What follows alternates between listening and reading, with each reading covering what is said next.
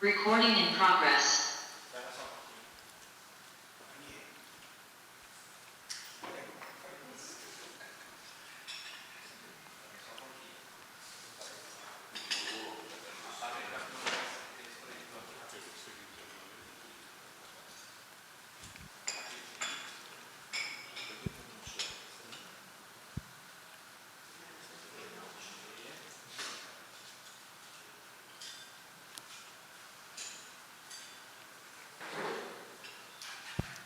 Penúltima paraxá.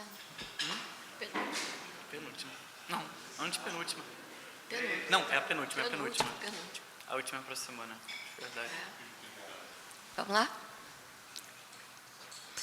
Bom dia para todo mundo.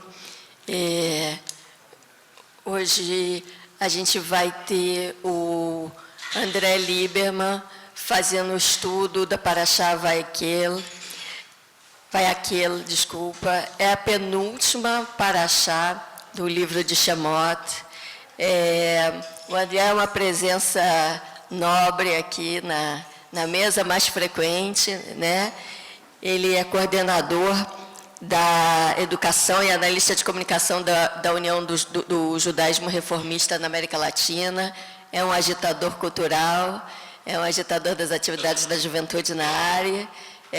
Com muito prazer a gente tem ele aqui e eu vou passar a palavra para ele. Dá para me escutar, né? Obrigado pela apresentação. Bom dia, gente. Boker Tov. Primeiramente, eu vou ter que só dizer que peço desculpa se eu estiver um pouco mais lento. Eu estou me recuperando de uma dengue forte que eu tive, então estou... Mas assim, não vou, das outras vezes eu estou realmente mais assim, falando alto, mas hoje eu estou mais introvertido, talvez. Mas, enfim, ainda assim, muito feliz de estar aqui, muito feliz pelo convite, estou feliz de estar com vocês de novo. E antes eu gosto sempre, em algum momento de estudo de fonte judaica, estudo judaico, eu gosto de fazer um momento de dedicação. Então, antes eu queria saber se, para esse estudo, vocês querem fazer uma dedicação a alguém, a algo, uma causa, um momento, algo especial para vocês, algo importante. Seja... Sua irmã. Zichron Livrachaim. É o nome da sua irmã.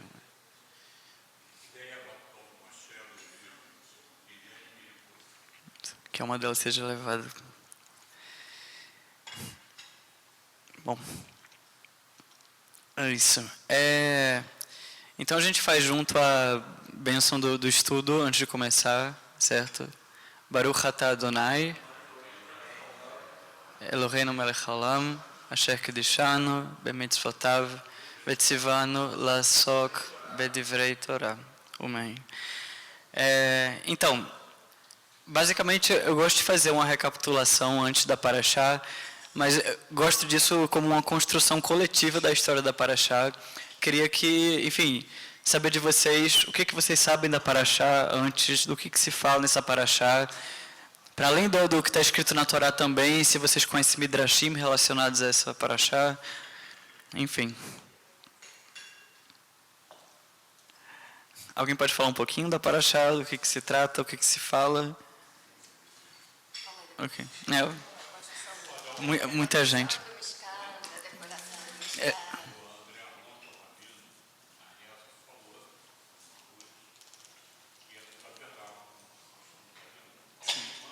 Bastante, legal. Olô? Então, ontem na reza, à noite, Arvit, foi feita uma homenagem à minha irmã que recém faleceu, Eliane Miriam Koifman, e que durante quase 10 anos se dedicou aqui a obras de reformas na área, junto com Arnaldo Gorin, que é um outro arquiteto. E essa Paraxá, o Rabino Margulis ontem comentava que é sobre a construção do tabernáculo nos mínimos detalhes. Eu me lembrei de Betsaleu, não sei se está nessa Paraxá ou não, que era o arquiteto, vamos dizer assim, da época. Sim. Obrigado. Eu amo isso de colocar pontos que tocam, sabe, que tipo que trazem alguma conexão com a gente, sabe? Então, assim, que legal, totalmente. É muito sobre a construção do Mishkan. Quando são determinados artesãos, né, que vão começar a produção do Mishkan também, enfim. E isso eu acho que é mais lá para o final. No começo, realmente, a gente inicia-se com Moshe reunindo, né, toda a nação de Israel para transmitir tudo aquilo que Deus ordena sobre construção e montagem do Mishkan. Mas ele fala também sobre a mitzvah fundamental de guardar o Shabat, né? Do tipo assim, tem a construção que é toda importante, a gente está literalmente construindo a casa da presença divina na terra, porém tem o Shabat. Shabat tem essa elevação grande, né? E, enfim, e por fim tem essa determinação dos artesãos. Mas, enfim, anterior a isso, basicamente assim, durante Kitissá, a paraxá da semana passada, essa paraxá de hoje, permeia-se também uma narrativa que é a de Egev Azarav, né, da situação do bezerro de ouro. E esse drama, né, enfim, que basicamente o que acontece? O povo judeu, ele passa por esse grande drama, né, da saída de Mitzrayim, e aí eles testemunham e guardem esse termo, né, de testemunha. Meu celular foi ativado aqui do nada. Enfim, é Deus. Mas, basicamente, então tem esse drama todo da saída dos judeus de Mitzrayim, que eles testemunham. Então, peço que guardem isso, de testemunhar. É a primeira vez que todo um povo, a primeira e a única vez que todo um povo passa por esse momento de revelação divina, de presenciar Deus, né?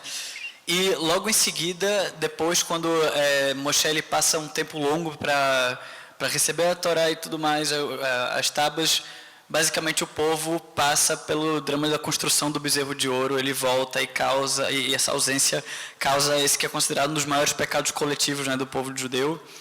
E ele volta então ao Monte Sinai para implorar por perdão, e que foi concedido. E o símbolo desse perdão foi esse segundo conjunto de tábuas.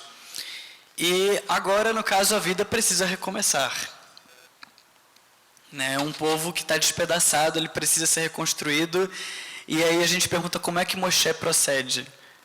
Né? E um versículo que começa essa paraxá dá essa pista, né? Que é Vayakel Moshe et kol adat bnei Israel, vayom Elohem, que é Moisés, então ele convocou toda a comunidade a comunidade israelita, e disse-lhes que essas são as coisas que Deus fala que vocês têm que fazer, e continua. Né? O verbo Vayakel, que dá o nome a essa paraxá, ele é crucial para a gente compreender essa tarefa que Moshe está envolvido. Né? No nível mais simples que a gente pode considerar desse verbo que é utilizado, dessa ação que ele fala de reunir, Vayakel, né, o verbo ele serve como uma palavra-chave que visa possivelmente relembrar um passuk da paraxá passada, que fala assim, Vairá A'am ki beshesh Moshe laredet min A'ar Vaikael A'am al kol Aaron. Então, assim, que basicamente fala que quando o povo viu Moisés demorando a descer, reuniu-se em volta de Arão e pediu que fosse feito, enfim, que fosse feito esse novo Deus. Então, basicamente, o ato que Moshe faz nessa paraxá assim, pelos cabalistas é chamado de tikkun. É uma restauração, é um fazer o bem novamente, é uma redenção de um delito passado. Assim como esse primeiro delito, essa primeira ação negativa que é feita pelo povo de Israel em Keilah, vai ter que ter essa redenção feita em Keilah. Dessa vez falando de um lar para a presença divina que eles vão ter que construir, né, que antes eles buscavam fazer um substituto para ela, e agora vão ter que fazer juntos essa casa. Então ele orquestra o povo para o bem, né? Como eles já haviam sido reunidos para esse feito que acabou sendo negativo, né? Por agora eles vão ter que fazer eles se reuniram, né, de uma forma a fazer algo negativo, agora eles vão ter que vai aquele, eles se reúnem para consertar essa atitude. Mas em um nível mais profundo também, o verso dessa abertura da Parashá, ele alerta de alguma forma sobre também a natureza de comunidade no judaísmo. Né? Sobre essa mesma Parashá, um rabino que eu amo, apesar de não ser de viés reformista, acho ele maravilhoso, que é o Rabino Sachs, Zichron Livracha, ele elenca três diferentes formas de comunidade. Né? E o que significam essas diferentes formas de associação? Que, de acordo com ele, no hebraico clássico, há 3 palavras diferentes para a comunidade: Edá, Tzibur, Kehilá.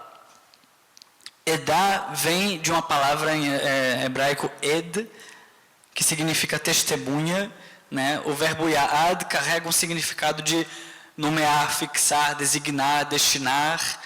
E o substantivo hebraico que a gente usa hoje, teudá, também vem dessa mesma raiz, né? Que a gente usa como certificado, de certificar algo, né? Mas também de objeto, propósito, missão, também tem esse significado. Então, as pessoas que constituem esse formato, Edá, né, eles têm um forte senso de identidade coletiva. Eles testemunharam as mesmas coisas, lembra? Então, assim, elas estão empenhadas no mesmo propósito. No Teudá também. Então, o povo judeu ele se torna um Edá, uma comunidade de fé compartilhada. Né? E isso, durante toda essa... Inclusive, nesse primeiro versículo, o povo de Israel é chamado de Adates de Bnei Israel, né? Então, um Edá, ela tem tanto a possibilidade de se reunir, né? Ou seja, é um grupo que traça essa coisa em comum e que a gente pode se ver e ver um denominador comum em todo mundo, certo? E que o propósito em que se junta essa comunidade pode ser tanto para algo bom quanto para algo ruim. Esse mesmo termo é usado para falar do povo judeu em momentos em que coisas ruins estão acontecendo. Por exemplo, na parte dos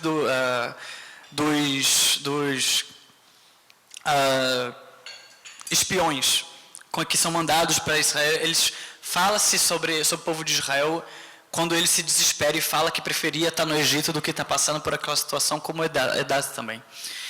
Portanto, quando a gente fala de Edá, a gente fala realmente como um grupo que tem um propósito em comum, uma identidade coletiva, que testemunhou algo em conjunto. Né? A grande questão é o propósito na qual esse grupo vai andar, ele é incerto. Pode ser tanto para o bem, pode ser tanto para o mal. Né? Algo tem que ser conduzido para que permaneça dentro de um propósito, uma meta que seja positiva em conjunto, nesse denominador comum. E também existe essa outra forma que é tzibur. Tzibur é, no caso do hebraico mishnaico, certo? Não está dentro do hebraico da Torá. E que se fala de um amontoar-se, amontoar. Tzibur vem do Shoret Tzadi Vet Resh, que se fala de amontoar, juntar. E que se fala muito mais de um grupo que está reunido ali, mas é como um número. Não tem algo, necessariamente, um denominador comum. Né? O exemplo que Rav Sachs usa para Tzibur é do Kotel. Quando você vai lá que tem pessoas que estão se reunindo, né, enfim, tipo, eles momentaneamente estão lá para rezar, para fazer algo, né, juntar-se um minyan e depois se dispersam. Mas é aquilo, é muito mais para juntar um número de pessoas mínima, né? Então não se considera individualidades ali, mas também estão com menos em Edá. E o que acontece é que Kehilá traz essa diferença, traz um diferencial, essa terceira forma de comunidade.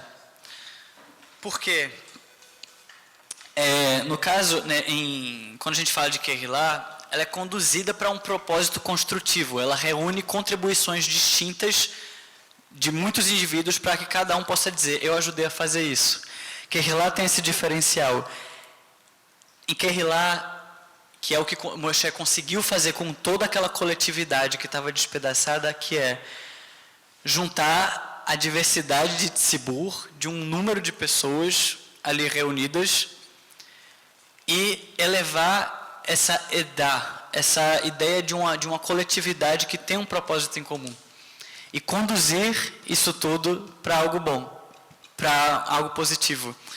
Né? E essa coisa positiva, a grandeza dessa Kehillah construída, desse tzibur, desse número grande, dessa diversidade de pessoas, muitas vezes com o único denominador comum sendo realmente o fato de serem hebreus, né? Ele consegue elevar as individualidades de cada um e dizer, olha, para o Mishkan a gente vai precisar da doação, da ajuda de cada pessoa, da forma que vocês conseguirem, de como vocês conseguirem contribuir. E com isso, com a individualidade de cada pessoa, com a colaboração de cada pessoa, da sua forma, a gente vai conseguir fazer uma coletividade na qual cada um vai poder contribuir de um jeito e formar literalmente a casa, o local onde a presença divina, onde o mistério do universo vai fazer um espaço finito para o infinito. Veja que coisa, com a capacidade simples de... Simples não, mas não é nem um pouco simples na verdade. Nada simples. Judeus inclusive, né? Aí complica mais ainda de fazer essa junção dessa grande coletividade. E elevar, e isso é uma coisa legal. Voltando para Kitissá, que é... Porque Kitissá é visto como... quando Moshe ele conta, né? Ele fala sobre contagem, mas Tissá é muito mais sobre elevar. Kitissat Bnei Israel, assim, é sobre elevar cada pessoa que está ali. Tem até no Talmud, quando a gente fala, tem uma bênção que é quando você vê uma multidão de judeus, cerca, acho que, se eu não me engano, 10 mil judeus, algo assim, 100 mil judeus, uma quantidade imensa de judeus reunidos. Aí você faz uma benção. Obrigado, Zeca. Que a gente faz, que é bendito sejas tu, Deus eterno, Rei do Universo, que sabe os segredos, algo assim, de cada pessoa. Ou seja, ao invés de fazer nessa grande multidão, uma benção, sabe, como uma coisa que reúne todo aquele número, não. É nesse exato momento que fala não. Que Deus abençoa, que Ele sabe o segredo, o mistério de cada mente, de tantas milhões de pessoas ali reunidas. Voltando para vai aquele, então, nesse momento é um momento claro de que Moshe ele consegue pegar toda aquela diversidade, pegar toda aquela coisa que parece não tão unida, sabe, dizer, não, a gente consegue se unir, a gente consegue encontrar um propósito em comum, e nele, esse propósito em comum, que é o de construir esse lar para o divino, esse lar para algo maior que vai proteger a gente, que vai trazer para a humanidade, né, a graça de ter a presença divina com a gente, envolve a gente poder olhar um para o outro e elevar a diversidade, elevar cada individualidade. E saber que a individualidade, ela não é por si só, a gente não pode falar de individualidade como um conceito de eu para eu. A minha individualidade, ela existe para que a gente construa algo em conjunto. Um exemplo que eu gosto de dar é quando a gente fala da Amidá, que a gente reza, né, e fala, Ten Helkei no Betorater, que não seja dada o nosso Helek, a nossa porção na Torá. Porque cada pessoa, um texto, a Torá ela só existe se tem gente para lê-la, se tem gente para tirar ela do Arona Kodesh, fazer o que a gente fez agora. Senão, se a gente combina todo mundo de hoje, sair da sinagoga, trancar, jogar a chave fora, a Torá ela não vai virar pó de estrela, ela não vai voltar para o céu. Essa Torá que está aqui, ela vai apodrecer, ela vai se tornar ruína. Na verdade, quem sabe, nada, pó, ela volta a ser pó. Ela só continua do jeito que ela está se ela tem um povo para fazer com que ela seja Torat Haim, uma tradição viva. E para que ela seja viva, a gente tem que entrar em contato com esse texto. E ao entrar em contato com esse texto, um texto só é texto se tem um leitor. E todo leitor tem atravessamentos, tem coisas. Ao ler um texto, você vai trazer uma interpretação que vem de você e que vai levar em consideração todo o seu background, tudo que você leva com você. E aí, o que você tirar dela, o helek que você conseguir, a inovação, essa leitura que só você tem da Torá, ao trazê-la ao mundo, você vai estar trazendo vai mantê-la viva, Mas não só isso, você vai estar fazendo com que outras pessoas talvez consigam encontrar a Torá delas, a interpretação delas.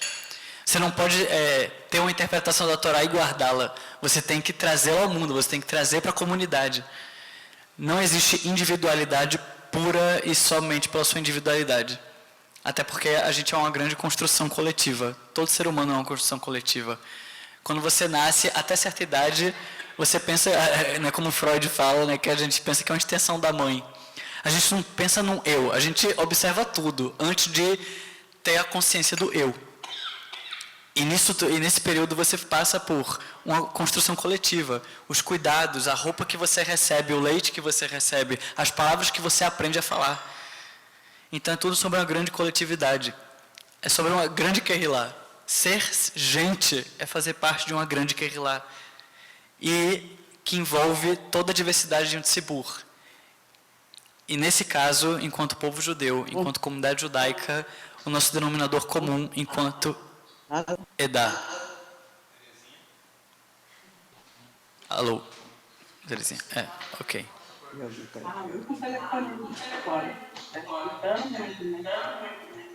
Sim. Não tá. Não atendi. Saí da reunião? Não. Alô? Alô, tudo bem? Alô? Terezinha, se você puder desligar o microfone. Pronto, obrigado. Mas, enfim. E para finalizar essa fala, eu gosto de pensar o quão é importante da gente falar de Kehillah nesse momento em que a gente tem passado ultimamente de grande fragilidade, de grandes ondas de coisas de tranquilidades e ansiedades, né? E que muitas vezes quando a gente vê a nossa própria comunidade judaica como tzibur, que é como a gente tem muito se comportado, né? A gente tem se comportado como grandes números, como pessoas completamente fora de algo em comum, né? Ao invés de poder olhar um para o outro e falar assim, olha, a gente pode pensar muito diferente no objetivo, na nossa edá, na forma como a gente enxerga esse futuro da comunidade, o futuro de Medinat Israel e tudo mais, mas independente da verdade, não sei qual é a verdade, nem se uma das nossas verdades e ideias de verdade, do que vai acontecer e do que precisa ser feito, pode não estar em comum, mas a gente tem que estar unido nesse momento, em diversos outros momentos também. Enfim, mas eu queria também dar esse momento para abrir e saber sobre as reflexões que vocês têm a partir desses pensamentos e outros também que vocês tenham tido ao ler a Parashá, o que vocês pensaram a partir dessa fala que eu trouxe agora, enfim, e é isso, eu quero abrir esse momento para um diálogo, para uma conversa sobre isso tudo. Obrigada, André. Muito bom mais uma vez ouvir você. A sua reflexão é muito interessante, né? Porque ela foi bem ampla, mas, ao mesmo tempo, você traz o que é essencial da Parashá, pelo menos do meu ponto de vista, né? Que é a questão de como é que você junta as forças para construir alguma coisa, né? Essas últimas Parashá estão todas falando disso, né? Desde Terumá, Kitessá, vai aquilo, Picudei, todo mundo vai falar da construção do Mishkan e como todo mundo tem que contribuir com alguma coisa, né? Com cobre, com ouro, com prata, com os fios, com trabalho, né? E parece uma coisa às vezes formal, uma questão estética, mas não é uma questão estética, né? É uma questão de construção coletiva, né? De como é que todo mundo contribui com o seu know-how e com os seus bens, ou com o que tem de precioso, né? Você tem uma questão, né, de como é que você contribui. Você pode contribuir dando o seu pior ou contribuir dando o seu melhor, né? Então, você contribui, no caso, né, da Parashá, como é que as pessoas contribuem com os seus bens mais preciosos e importantes e valiosos, né? Eu estou vendo que Silvia está com o computador e queria dar a palavrinha. Por favor, André. Porque eu não vou conseguir ficar muito tempo, eu vou viajar. mas eu fiz questão de ouvir o André porque eu sou fã dele. Eu já falei isso para ele. Além de ser xará, eu sou fã É dele. que é seu xará, né? Seu xará. É, mas eu gosto muito da forma moderna como ele traz para a gente as questões das Parashot, da Torá, quando ele enriquece a nossa quinta-feira. E, e aí eu tenho algumas coisinhas que eu tinha anotado que eu queria falar. Primeiro, é curioso que eu recebi da Diane Cooperman, um livro antigo daqueles, antes daquele azul da Lei de Moisés, né, um macho bem antigo, e tem uma observação dessa paraxá, quando diz vai aquele Moshe Koladat, Moisés então convocou, reuniu, é nessa paraxá que está baseada a ideia, segundo uma observação ali do pé de página, o que a gente faz na quinta-feira, que é reunir e estudar a Torá. O que trouxe para a gente. Alô, tá me ouvindo? É que tocou o telefone aqui, tá me ouvindo? Vindo, repete a última frase. Nessa início de. É porque tocou meu telefone. É nesse vai aquele Moshe Koladat que está a ideia de se reunir as pessoas para estudar a Torá, como disse o André. Não existe a Torá se ninguém lê e ninguém interpretar, cada um tem a sua leitura para que a gente discuta, né? E que o Germano trouxe para a gente aqui há muito tempo atrás, a gente está até hoje aqui estudando ano a ano o mesmo texto e cada vez mais tendo novas ideias. Por isso que eu digo, eu gosto do André, porque ele traz essa modernidade e refresca também, junto com outras pessoas, a, a nossa capacidade de ler, reler, mas está sempre renovado com as mesmas palavras. Isso é uma coisa sobre vai aquilo. Outra coisa que me encanta é ter percebido que Bezalel diz aqui que significa a sombra de Deus. Puxa vida, não podia ser mais óbvio o construtor do tabernáculo ter esse nome. Não sei, a gente nunca sabe se é coincidência ou se é confluência, mas que seja qualquer coisa é muito interessante. E por fim, é, eu estava lendo vai aquele, falei, gente, mas eu já li isso tudo. De fato, a gente já leu isso tudo em Terumá. Rigorosamente a mesma coisa. Só que em Terumá, ele fala assim, olha, vocês têm que recolher isso tudo. Aí diz tudo, faz a lista completa do mercado.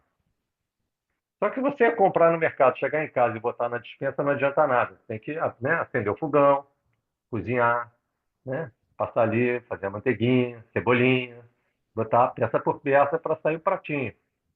Então você reunir as coisas todas e não fazer não adianta nada. E aqui ele manda fazer. Ele manda reunir e fazer. E aí vem aquelas coisas modernos, corporativos, né? Não adianta você ter uma ideia e não executar, não adianta você saber executar e não ter ideia. Você tem que ser um, né? E eu acho que aqui já está isso há muito tempo. Você tem uma ideia, você tem um motivo, você tem uma ordenação, reúne isso tudo, e você tem uma execução. E aí eu acho que tem um dos grandes motes do que nós somos como povo, né? A gente vai do começo ao fim. Para quem acompanhou na última semana, o Google comprou uma empresa de cybersecurity israelense, que é a maior transação da história, de 30 bilhões de dólares. Tá? Então, a gente vai do começo ao fim. A gente começa, a gente monta, a gente cria, a gente vende. Entendeu? Em todos os aspectos, pensar nisso. E me lembra sempre algumas pessoas que olham para o povo israelense como uma coisa da Hutzpah, né? Da coisa a gente faz com urgência. A gente começa e faz. Tá? E é isso que move a gente. Eu não vou conseguir ficar com vocês até o fim, mas eu queria dar essa contribuição e agradecer ao André mais uma vez. E ficar também triste que eu não vou ouvir Germano dessa vez. Tá bom, Germano? Um abraço para você. Obrigada, Andrés. Vamos passar para o Marcelinho.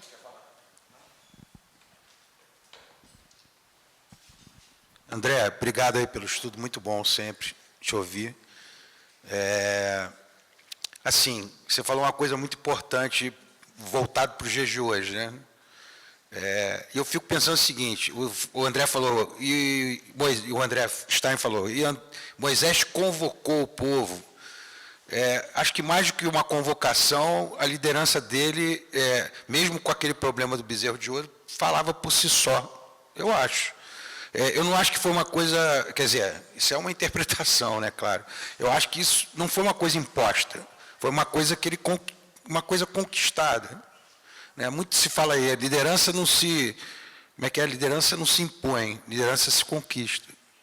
Muitas vezes se impõe, infelizmente, a gente tem exemplos aí em posição, mas eu digo, isso eu cantava num grupo vocal e eu falava para o meu diretor musical, liderança, você conquistou a liderança do grupo, você não impôs nada, porque o cara mostrou-se líder. Né? Tem vários tipos de líder. Então, eu fico pensando hoje que não necessariamente, espero que não seja, quer dizer, é uma opinião pessoal minha, que o Bibi não seja o nosso líder para poder unir o povo. Mas eu acho que você está certo. Já não está sendo. Quer dizer, é a minha opinião, tem gente que acha que é, eu com respeito, mas não concordo. Mas eu acho, sim, que, assim, a gente tem que, nas horas bem difíceis, mesmo com qualquer que seja a diversidade que a gente tenha, entre povo, como povo judeu que nós estamos falando, que a gente se una. E eu acho que teve esse momento. Teve esse momento, infelizmente, por causa do 7 de outubro. Então, eu acho que que você está falando é uma coisa muito importante, assim, essa tua trazer para o valor presente, né, como a gente faz, trazer para o presente o que foi feito naquela época, né, é muito importante, eu achei muito legal. Obrigado.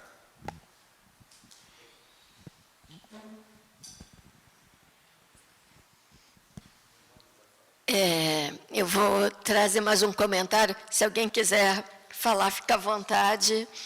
Mas eu vou trazer um comentário que está na newsletter da ARE. Né, o Raul escreveu o comentário dessa semana sobre a Paraxá, e vale a pena ler.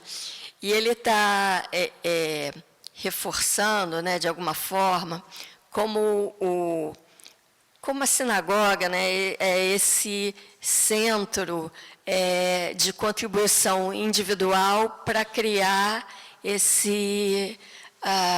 essa produção grupal em torno de alguma coisa que a gente tem em comum.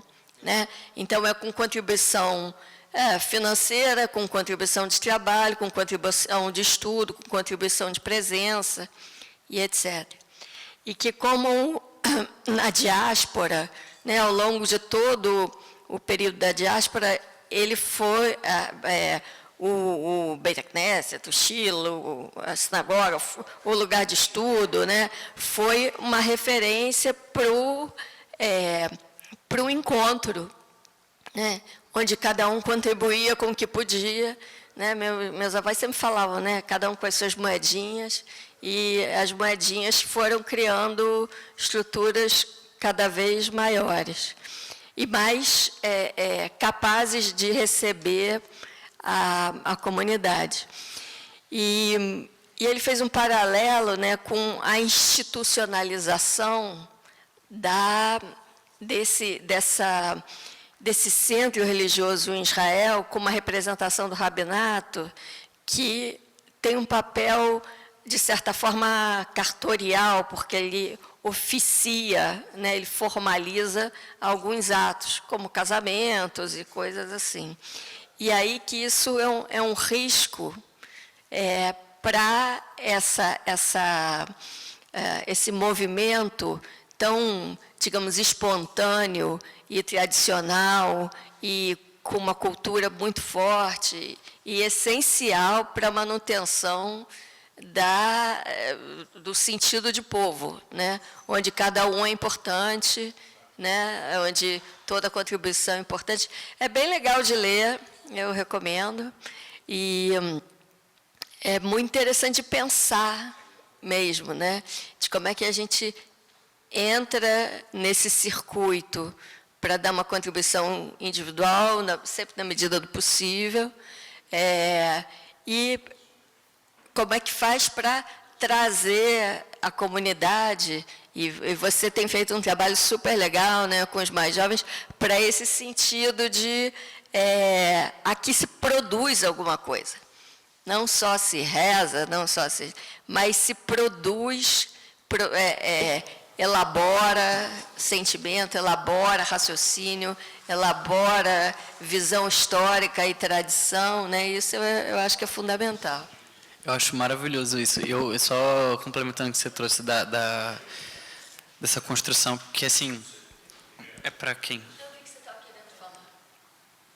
Vai? Não, quando você está querendo falar, é importante passar. Certo. Pronto. O Zeca quer falar depois. Mas só para dizer que, assim, uma coisa que eu acho legal de se pensar que, apesar de, assim, enquanto diáspora, né, a gente sempre vai ter influência do local onde a gente está, da cultura hegemônica de onde a gente está, mas sempre tem características que vão permanecer muito nossas. E uma coisa que eu acho linda da própria tradição judaica, do ritual judaico, essa coisa da necessidade de um mínimo de pessoas, de uma coletividade, e você vê o serviço de Torá, como é bonito essa coisa, sabe, tipo, da coletividade da pessoa que chega e participa e tem o gabai e tal, sabe? E esse momento do estudo não é tipo, depois daqui a gente vai cada um para sua casa pegar uma Torá e ler sozinho, jamais. Vai ser tipo começar a ter brainstorms juntos. E com isso, mais uma coisa, que muitas vezes as pessoas pensam que judaísmo é algo que se ensina, sabe, no sentido de como se fosse tem um professor e um aluno, perdão, não é nem isso. Mas é como se fosse um teatro, tem um público e tem o palco. E o palco é onde está a pessoa que transmitiu coisa e os outros recebem. Mas isso não é tão judaico assim. A gente tem, com certeza, a noção da necessidade de ouvir, de aprender com quem tem mais experiência. Porém, a nossa relação é horizontal, é muito horizontal. E quando a gente para de olhar o judaísmo como um produto, sabe, e se a gente para de pensar em nós judeus como consumidores de judaísmo e a gente passa para co-criadores de judaísmo, a fórmula muda. E na verdade é que a gente entra muito mais em contato com o que é muito mais o cerne da nossa tradição. Entende? Nesse sentido de que quando a gente pergunta, por exemplo, qualquer assunto de o que é amor para o judaísmo, uma pergunta aleatória, o que é amor para o judaísmo? A gente não vai pesquisar o que é o amor, literalmente, né? O que tem mais judaico a se fazer é juntar um monte de pessoas judias, pegar fontes que possam falar disso que a gente considera amor e construir em conjunto. E o que aquela comunidade falar dentro dessa construção coletiva de discussão do que significa o amor, ali é o que o amor significa para o judaísmo, é o que essa Kehilá está construindo desse significado. Entende? A gente tem essa possibilidade. Então, é um complemento que eu trago a isso que, com certeza, é muito maravilhoso, sabe? Eu amo muito isso que a gente tem enquanto Kehilá. Oi, Zeca, por favor. Então, quanto à questão dessa paraxá, incluir a mitzvah de guardar o Shabat, entendeu? Nós, do judaísmo reformista, o judaísmo ortodoxo e o judaísmo conservador, por considerarem a halachá obrigatória e a base da halachá é o Talmud, o judaísmo ortodoxo e o judaísmo conservador têm 39 atividades biblicamente proibidas, mas algumas atividades rabinicamente proibidas no Shabat. São atividades exatas. Já de acordo com a União Mundial para o Judaísmo Progressista, que é a qual o judaísmo, nós, aqui na Associação Religiosa Israelita, pertence à União Mundial para o Judaísmo Progressista, tem uma política de definição, alterou a definição de transgressão do Shabat, que a transgressão do Shabat, de acordo com a União Mundial para o Judaísmo Progressista, transgressão do Shabat e Yom Tov é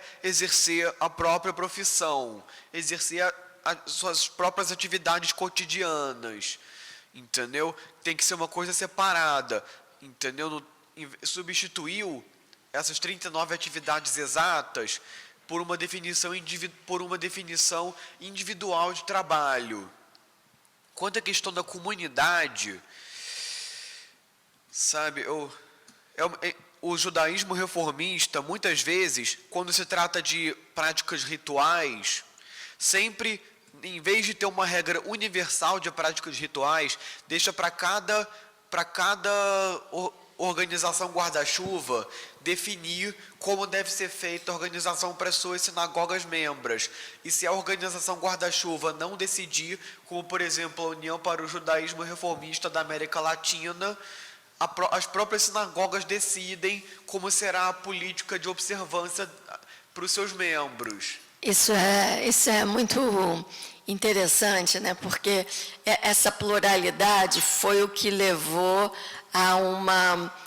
a diversificação das práticas do judaísmo, que é menos dogmático, né, do que estruturas religiosas que são mais hierárquicas e mais verticais, né? Hoje, cada vez mais, é o que se tenta levar também para a visão da prática judaica religiosa em Israel, né? Quer dizer, isso já é uma realidade estabelecida na diáspora, mas Israel, por ter essa questão formal do papel oficial das instituições religiosas, muitas vezes essas diferenças elas são amenizadas. Então, a ideia, né, até que o Raul traz no comentário dele, é poder trazer a diversidade, a pluralidade que a área traz para outros ambientes também. Agora, vamos passar para o Germano e depois eu te passo para você. Para não perder o fio. Eu uma vez assisti um vídeo de algum lugar do movimento reformista que falava exatamente dessa beleza de cada comunidade ter características próprias, né?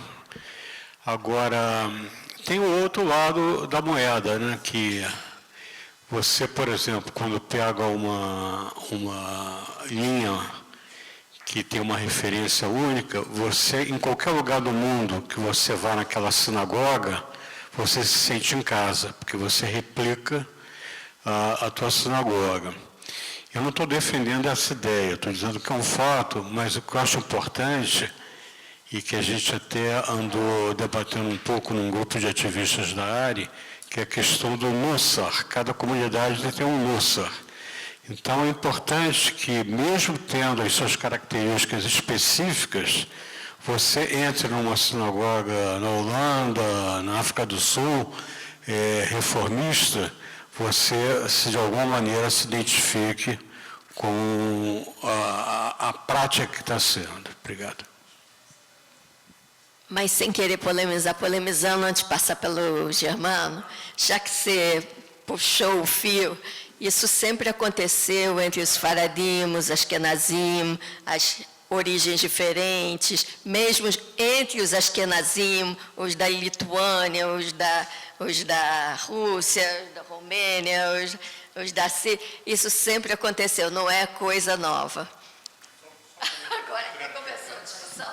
Exato, mas se você entra em qualquer sinagoga sefaradi, você tem um Nussar sefaradi.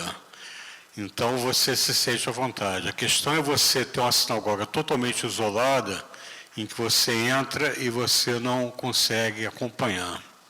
Obrigado. E acabou a discussão. Bom, primeiro agradecer aqui ao André. E é interessante quando você lê uma paraxá, muitas vezes você escapa um pouco da seriedade toda que você colocou. E eu vou pedir licença a vocês e sobre o Shabat, contar uma pequena história. Mas está em Êxodo 35:2, em 6 dias o trabalho deve ser realizado, mas no 7º dia vocês terão um Shabat de completo descanso, sagrado para o Eterno. Conta-se a história de um Rebbe racídico que sempre se regozijou poderosamente ao compartilhar as refeições do sábado com seus discípulos congregantes. As pessoas que se debruçavam de trabalho e carga a cada semana, cujas sobrancelhas franzidas de ansiedade e cujos olhos estavam nublados de preocupação, se transformavam quase milagrosamente em príncipes e princesas altas de olhos claros, com a sua recém-encontrada liberdade e fé no mundo, advento do Shabat. Mas, infelizmente, a imagem mudaria durante a terceira refeição, no final da tarde de Shabat. Como o sol começaria a se pôr, as canções se tornariam sombrias e as preocupações mundanas retornariam para assombrar os rostos e as costas dos judeus que foram forçados a retornar à realidade. E o rabino olharia para o céu e imploraria: quanto tempo, querido Pai, você não pode nos redimir agora? Mas, em determinada refeição do sábado, os olhos do rabino ficaram animados com um brilho estranho. Ele bateu na mesa gritando: eu tenho uma decisão, meus amados discípulos. Nós forçaremos a mão de Deus, travar uma rebelião contra o céu. Vamos trazer a redenção agora.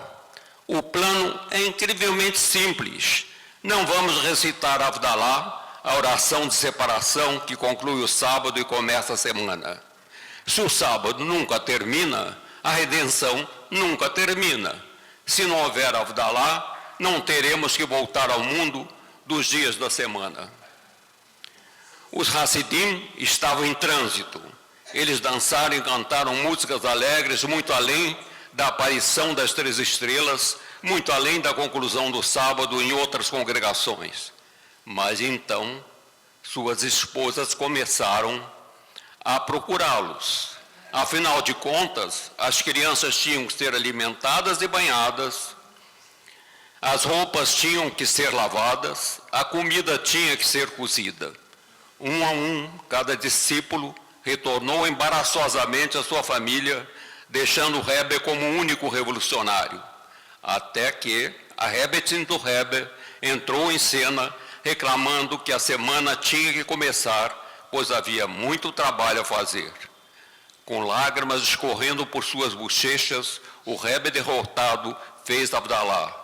Então, uma voz desceu do céu: a redenção virá e o mundo experimentará um sábado sem fim. Mas isso não pode ocorrer a que todo Israel realmente queira ser redimido, realmente trabalhe para ser redimido. Muito obrigado, Germano. Gente, dado o avançado da hora, a gente queria agradecer a todos, em especial ao André Lieberman, mais uma vez, pela sua contribuição, assim, rejuvenescedora. E muito legal. Agradeço a todas as participações. E hoje a gente encerra por aqui. Eu vou continuar discutindo com você depois, tá bom? Já puxou o fio. Um beijo a todos, bom dia e Shabbat Shalom amanhã.